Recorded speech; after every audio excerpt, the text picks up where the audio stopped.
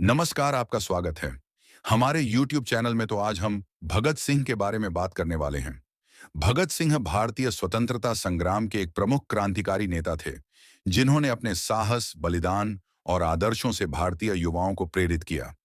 वे न केवल एक स्वतंत्रता सेनानी थे, बल्कि एक विचारक, लेखक और क्रांतिकारी भी थे। उनका जीवन और संघर्ष भारतीय स्वतंत्रता आंदोलन का एक स्वर्णिम अध्याय है। भगत सिंह का जन्म 28 सितंबर 1907 को पंजाब के लायलपुर जिले, अब पाकिस्तान में, के बंगा गांव में हुआ था। उनके पिता किशन सिंह और चाचा अजीत सिंह स्वतंत्रता संग्राम से जुड़े हुए थे। भगत सिंह के परिवार पर आर्य समाज और स्वतंत्रता आंदोलन का गहरा प्रभाव था।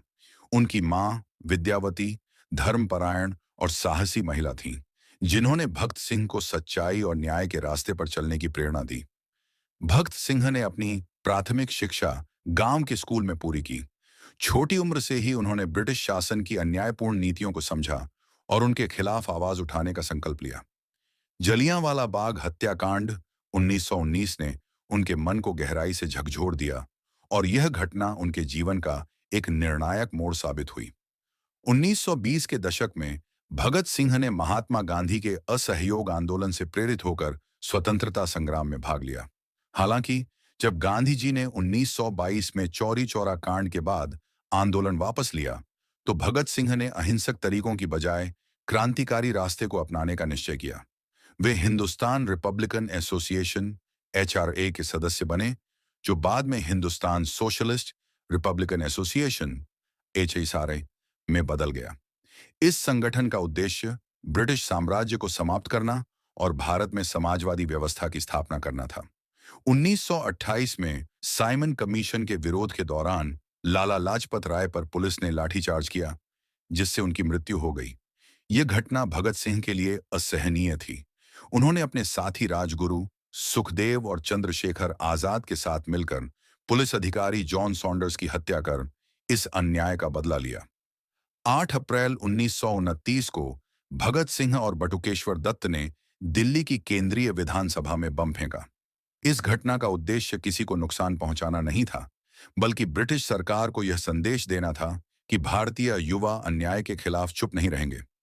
बम फेंकने के बाद उन्होंने खुद को गिरफ्तार करवा दिया और इनकलाब जिंदाबाद के नारे लगाए। भगत सिंह ने जेल में रहते हुए ब्रिटिश साम्राज्यवाद के खिलाफ संघर्ष जारी रखा।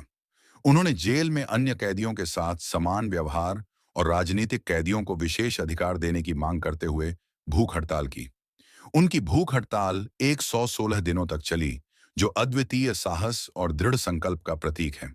अदालती कार्यवाही के दौरान भगत सिंह ने अपने विचारों को स्पष्ट रूप से प्रस्तुत किया।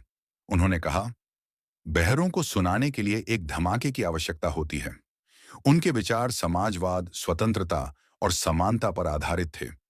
भगत सिंह, राजगुरु और सुखदेव को सॉन्डर्स की हत्या के आरोप में 23 मार्च 1931 को फांसी दी गई।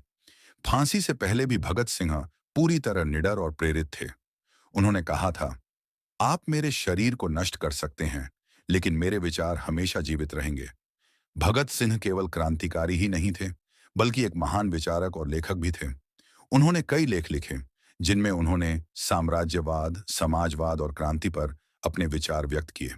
उनका प्रसिद्ध निबंध मैं नास्तिक क्यों हूं, उनकी तार्किक सोच और धर्म के प्रति उनके दृष्टिकोण को दर्शाता है। उनका मानना था कि सच्ची आजादी केवल ब्रिटिश शासन से मुक्ति तक सीमित नहीं होनी चाहिए, बल्कि सामाजिक और आर्थिक असमानताओं को भी समाप्त करना आवश्यक है। वे समाजवाद में विश्वास करते थे और भारत में समानता पर आधारित समाज की स्थापना के पक्षधर थे। भगत सिंह ने अपने विचारों और कार्यों से भारतीय युवाओं को स्वतंत्रता संग्राम में सक्रिय भागीदारी के लिए प्रेरित किया।